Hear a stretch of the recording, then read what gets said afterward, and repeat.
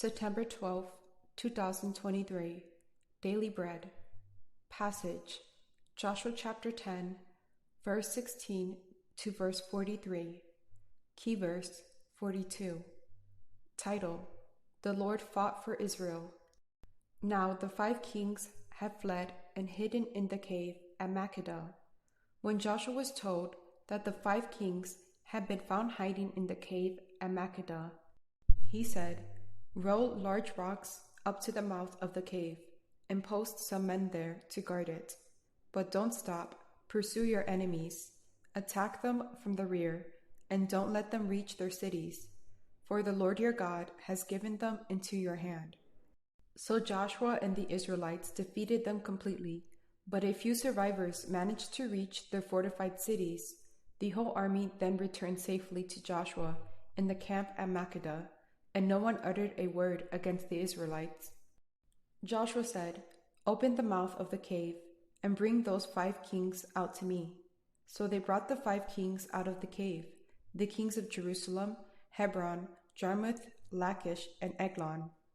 When they had brought these kings to Joshua, he summoned all the men of Israel and said to the army commanders who had come with him, "Come here and put your feet on the necks of these kings." So they came forward and placed their feet on their necks. Joshua said to them, "Do not be afraid, do not be discouraged. Be strong and courageous.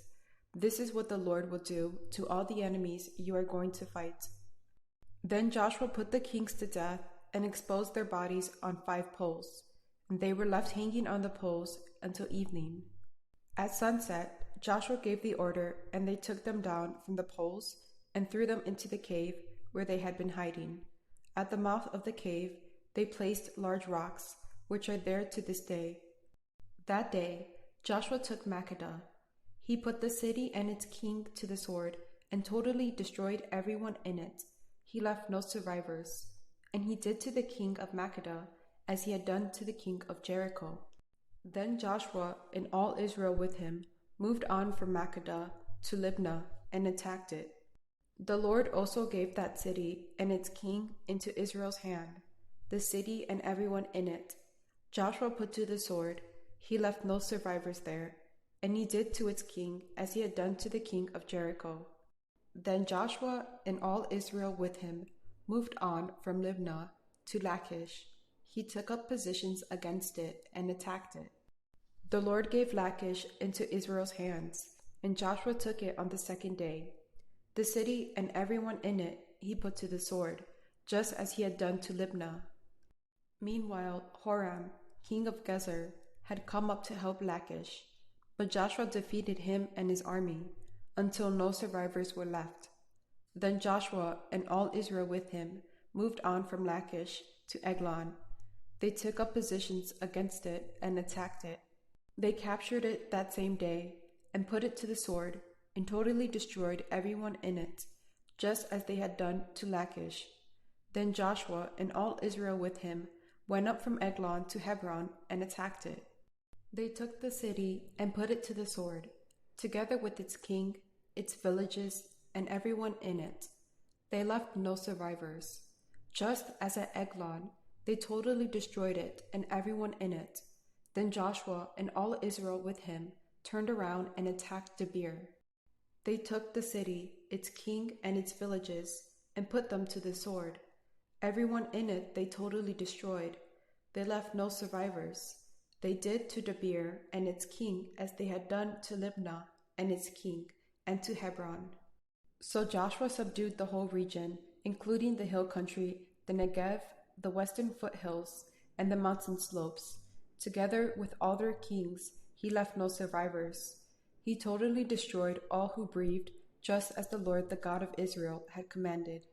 Joshua subdued them from Kadesh Barnea to Gaza, and from the whole region of Goshen to Gibeon, all these kings and their lands.